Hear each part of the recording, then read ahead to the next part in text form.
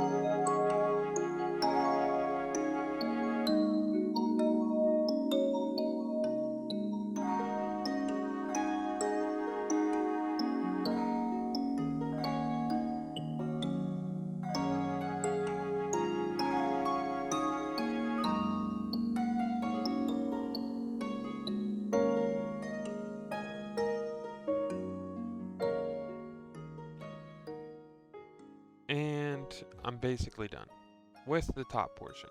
So you'll see in the time lapse right at the end that we laid everything out in dirt and had a good outline going.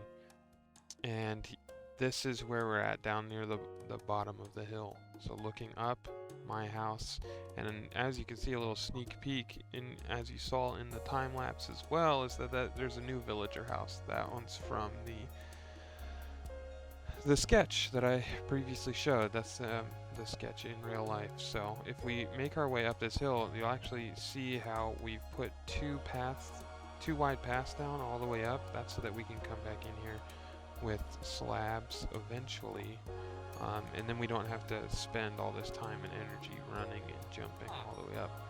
Save my left thumb a little bit of work here. But we flattened out a lot of spaces, as you saw, because we're going to put in little workstations and villager huts and sleeping quarters and things here, as well as down in this marketplace with the small starter farm that we use to get all of these carrots. And this is the bottom portion of the house. I put a door here because I've got some villagers, some bunk beds set up so that villagers can sleep in the bottom of my house. But here's where it starts. A little pathway up to my house. And so the house is up here. I put in this, what is like a retaining wall to hold back the land that's behind it. Breaking it up again with the different textures of the stone blocks, and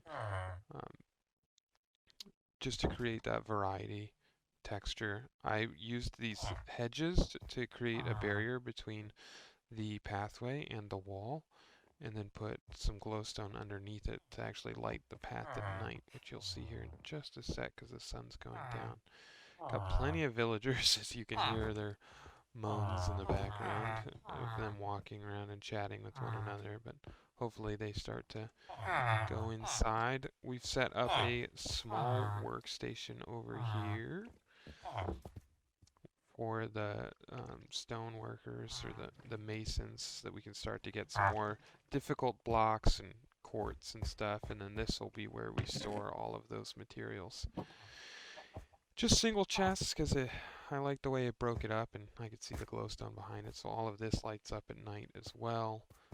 Sneak peek for what's to come with this double chest for later. But I wanted to create a little bit of lore with each of the builds and make them both functional and aesthetically pleasing. So this little hut in the side of the hill, the water elevator that goes up to the tree farm that's up top. That's my bedroom over there, so come across the pond, you got a nice little path with some flowers over top. The hedge to keep the villagers from falling down. And then this goes right into the bedroom. So you'll have some people trying to sleep on the bed. This nitwit here can't figure out what to do. But then you've got more rain. Give me a sec. I'll sleep and then we'll start. Alright, perfect. Took care of the rain. Let me get my sounds off here too. Friendly creatures.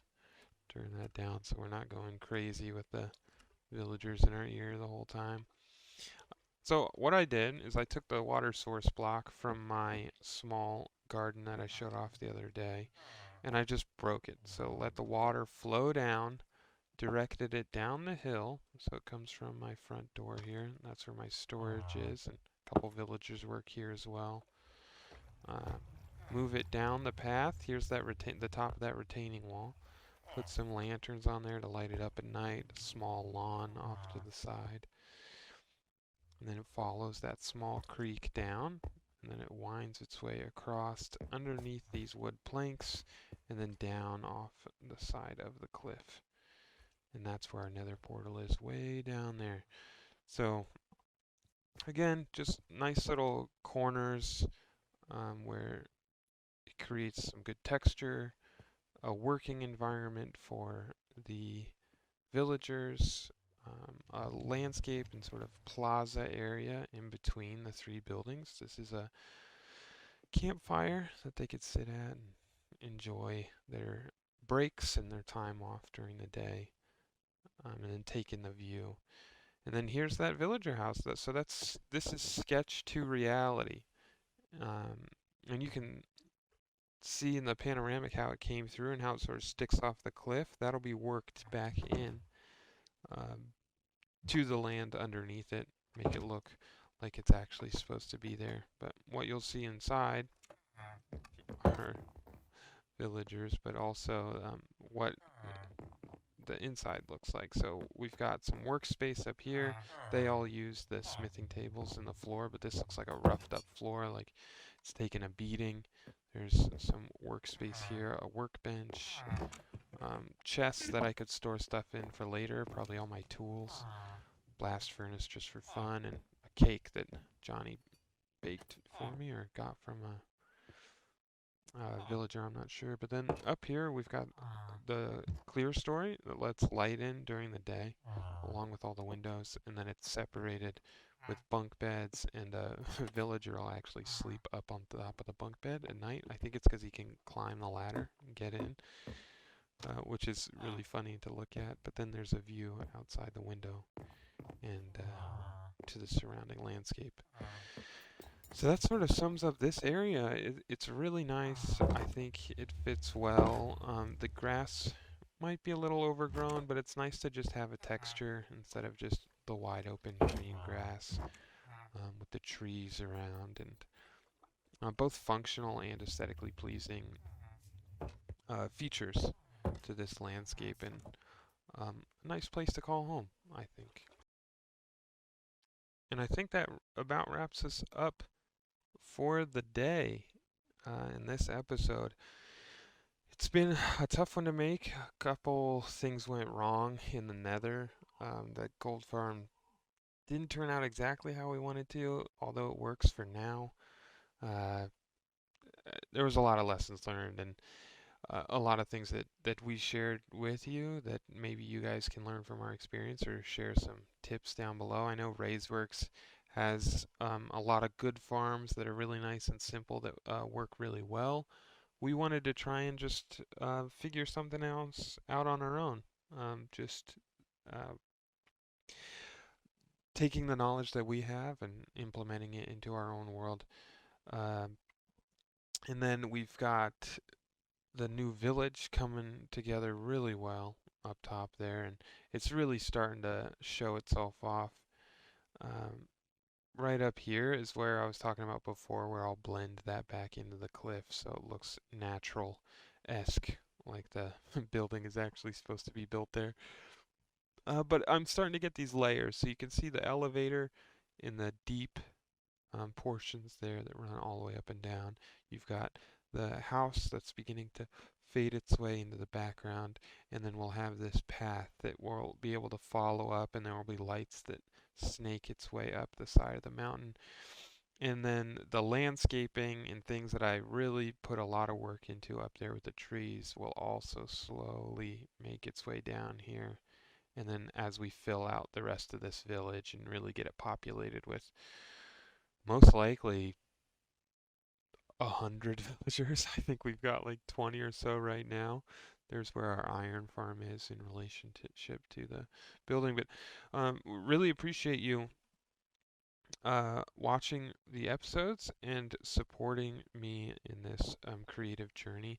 It's been challenging on the rough terrain here that we decided to do on the amplified world, but if you've got a computer that can handle it, I'd highly recommend the challenge. It's really great landscapes, and you can actually see how we're diving full bore into the challenges, and instead of sort of shirking away from them and finding flat areas to build, we're embracing that design.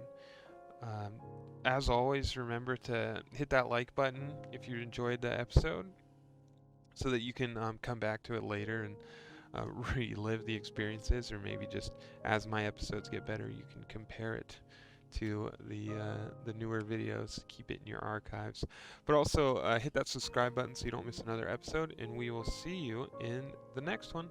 Appreciate it. Bye bye now.